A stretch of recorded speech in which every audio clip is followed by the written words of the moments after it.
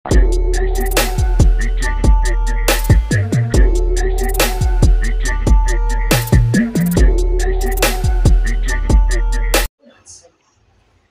gabi mga idol. Magluluto tayo ngayon ng nilagang baka. Yan mga idol. Pinrepare lang natin ng mga sangkap, mga gulay, baka at sibuyas. Maya lulutuin na natin mga idol. Yan mga idol. Papakulungin na natin para lumambot na. Yan guys. Yan mga idol. Sulak na ang ating baka. Tatanggalin na natin itong sebo. Yan.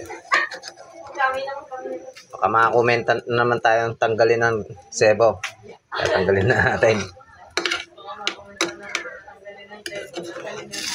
Tanggalin na natin para yan ang dumi ng baka. Para malinis ang kakainin natin mga idol. Higyan natin ang sibuyas mga idol.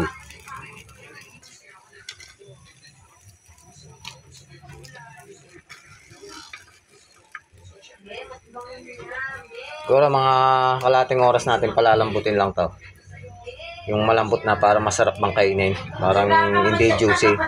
Parang pag kinain natin, parang kapil lang, sobrang lambot. Yan mga idol, at malambot na. Lalagay na natin tong patatas.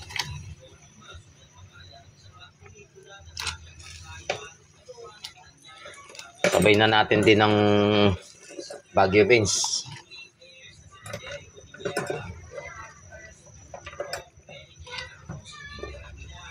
Yan.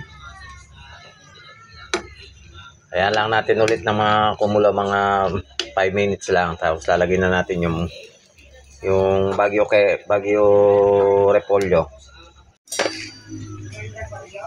Mga idol, lalagyan na natin ang pechay Baguio pala. Correction pala kanina. Kala ko Repolyo. Yun.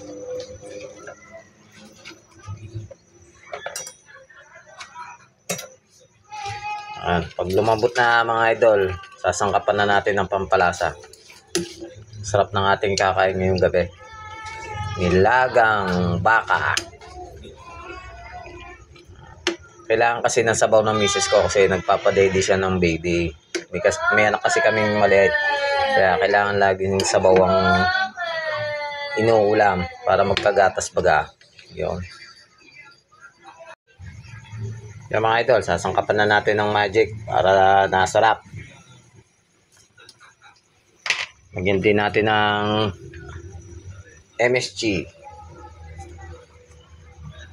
Siyempre, pag may MSG, lalagyan din natin ng pampaalat. Alat dagat, asin.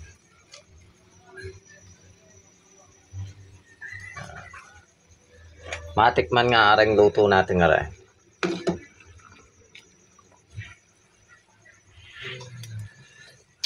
Yun no. Parang lutong restaurant na naman mga idol. Yan. Okay mga idol, luto na ang ating nilagang baka. Shoutout lang sa mga gustong magpa-shoutout. Okay. Salamat sa panonood. Magandang gabi. Tara, kain na tayo.